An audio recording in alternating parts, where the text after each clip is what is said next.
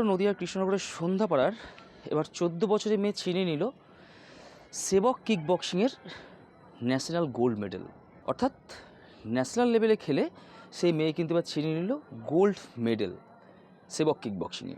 খেলাটি হয়েছিল 18 এবং 29শে ডিসেম্বর কলকাতার স্টেডিয়ামে।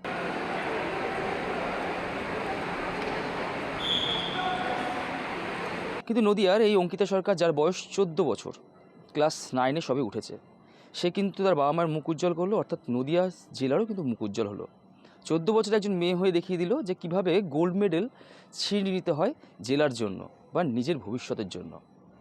অর্থাৎ দেখা যাচ্ছে নদিয়া জেলায় কদিন আগেই পূর্ণায়ণ সিংহ রায় কিন্তু এই বক্সিংয়ে কিন্তু আবার জেতেছিল, এবার কিন্তু অঙ্কিতা।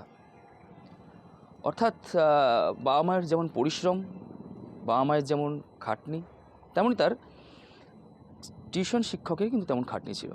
হঠাৎ এই কারণে নিয়ে আসা যে এখন যা দেশের অবস্থা, সব কিছু দেখে যে মেয়ে নিজেকে রক্ষা করতে পারবে বা আরও কাউকে যে রক্ষা করার মতো সেই সাহসটা রাখবে, সেই জন্য আমার দেয়া।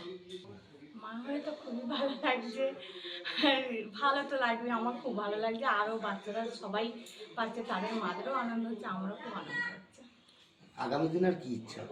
আগামী দিনে ইচ্ছা আছে মেয়েকে আগে নিয়ে যাওয়া, আর আরও যাতে ও ভালো খেলে, ও দেশের জন্য যেন কিছু করতে পারে, আমার এই ইচ্ছা। নদিয়া জেলাও কিন্তু কোথাও গিয়ে একটা গর্ববোধ করছে এই অঙ্কিতা সরকারকে নিয়ে, কারণ অঙ্কিতা সরকার পরিবারে কিন্তু একটাই মেয়ে, যা জানা গিয়েছে এখনও পর্যন্ত।